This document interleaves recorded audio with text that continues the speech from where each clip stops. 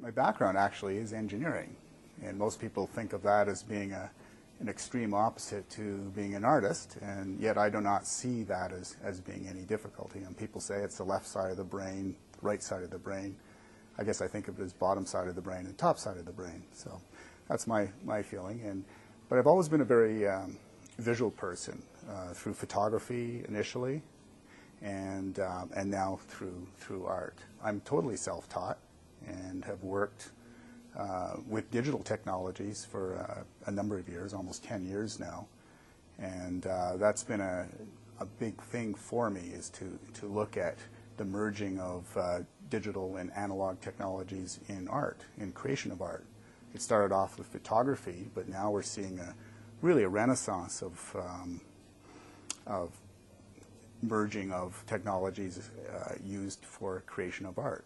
I have a digital paintbrush, pressure-sensitive tablet, which is really a digital paintbrush, and I have software that emulates chalks, charcoals, oil paints, watercolors. It takes a lot of playing around, a lot of experimentation, but now I have basically all the tools that any artist in the world has, and in any medium. In a lot of the time I work from a found image, or with my business before I was with Artists of the World, which is paintings from photographs. I had people send me photographs, and we would work on a painting theme based on those photographs. Some very close to the photograph, others very different.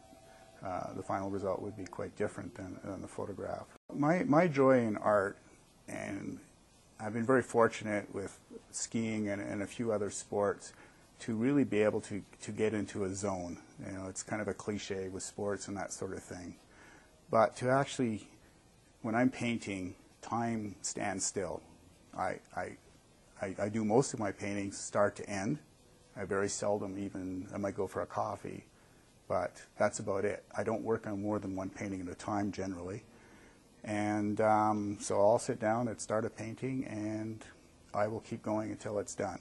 I may revise it a little bit the next day or the next week, but not usually.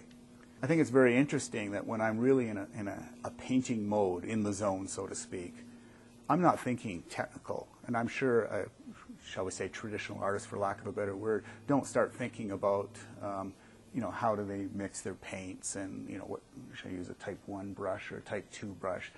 They're beyond that. They're in a very creative process that goes way beyond technologies and techniques.